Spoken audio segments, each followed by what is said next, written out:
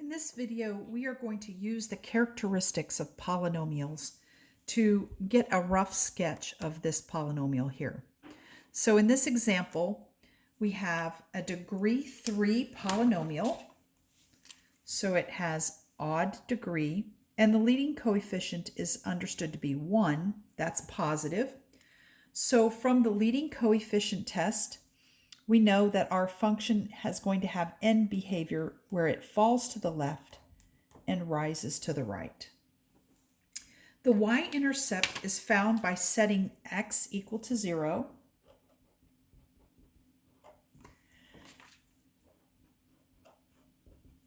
And if x is 0, this is 0, this is 0, this is 0, and all we're left with is -5. So we have that -5, 0 is the y-intercept. You'll notice that there will always only be one y-intercept. Now we're going to find the x-intercepts. To find the x-intercepts, we set y equal to 0. And in doing so, we get an equation where 0 is equal to x cubed plus x squared minus 5x minus 5. And to solve this, we have 4 terms. And whenever you see a problem like that where there are 4 terms, you know that you're going to have to factor by grouping. So we're going to group the first 2 terms together and the last 2 terms together. And then we're going to factor them separately. So looking at these 2 terms, they both have x squared in common. So I'm going to pull the x squared out, and I'm left with x plus 1. Now here, they both have -5 in common. So I'm going to pull the -5 out, and I'm left with x plus 1. So notice now we have 2 terms.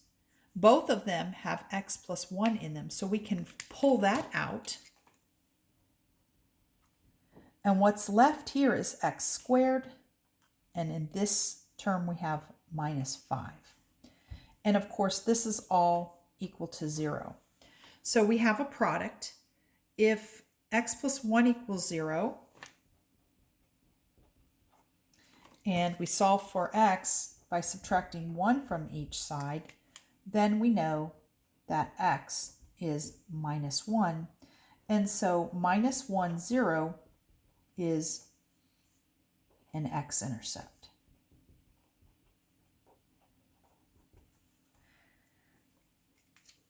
Okay, now setting x squared minus 5 equal to 0 and adding 5 to both sides, we get x squared is equal to 5, and then we're going to take the square root of both sides to solve this. And so we get that x is either plus or minus the square root of 5.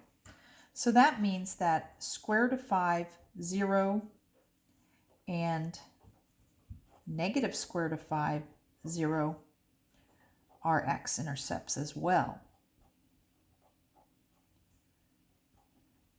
So our function then can be represented as by 3 factors, and we have then that f of x is x plus 1 times x plus the square root of 5 times x minus the square root of 5.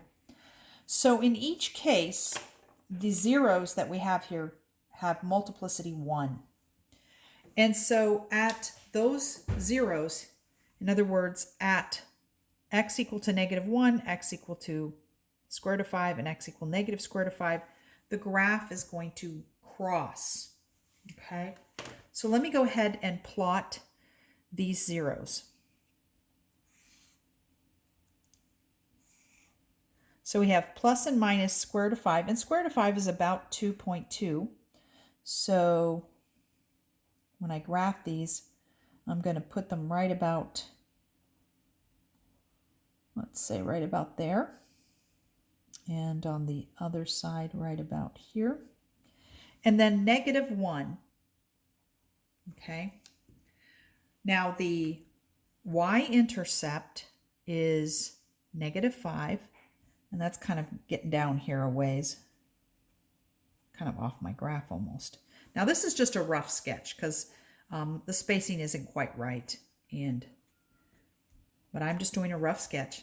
So remember, the end behavior says it falls to the left and rises to the right. So at this last intercept, I'm going to draw it going down like that. And at this last one on the right, I'm going to draw it like this.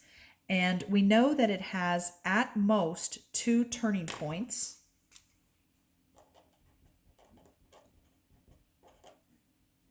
And that's because the degree is 3, so you subtract 1, so it can have at most 2 turning points. And at each of these zeros, because the multiplicity is odd, it's going to cross the x-axis. So here it's going to cross, and then it's going to turn and come down, and then it's going to cross right here. So here are the 2 turning points, and here's our end behavior. Now this again is just a rough sketch, but you can get a pretty good idea of the shape of the graph using these characteristics that we've discussed.